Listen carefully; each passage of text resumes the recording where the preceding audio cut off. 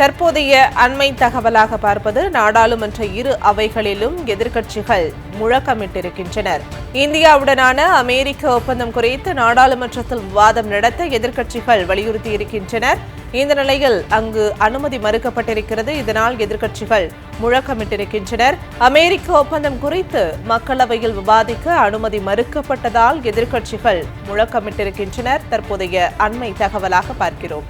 விவாதம் நடத்த அனுமதி மறுக்கப்பட்டதை கண்டித்து மாநிலங்களவையில் எதிர்க்கட்சிகள் வெளிநடப்பு செய்திருக்கின்றனர். தற்போதைய அண்மை தகவலாக பார்க்கிறோம்.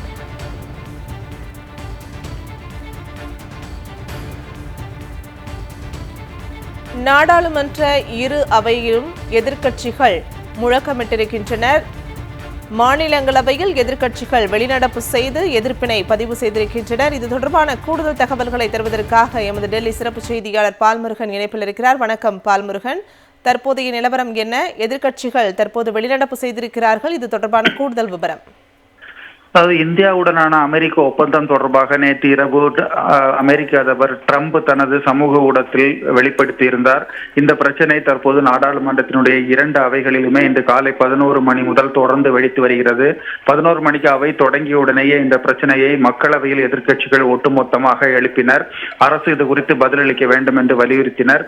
ஆனால் அது குறித்து விவாதிக்க அனுமதி மறுக்கப்பட்டதை தொடர்ந்து எதிர்க்கட்சிகள் முழக்கமிட்டனர். இதன் காரணமாக 12 மணி வரை முதலில் மக்களவை ஒத்தி வைக்கப்பட்டது.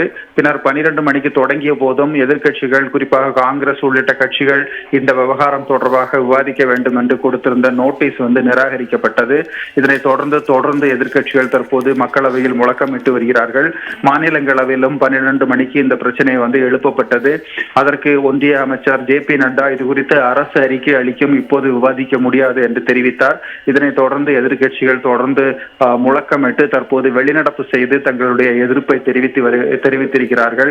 அதே நேரத்தில் மாநில மக்களவையில் தொடர்ந்து எதிர்க்கட்சிகள் தற்போது முழக்கமிட்டு வருகிறார்கள். இந்த பிரச்சனையை விவாதிக்க அனுமதிக்க மறுக்கப்பட்டதை தொடர்ந்து இரண்டு அவைகளுமே இன்று முடங்கி வருகிறது.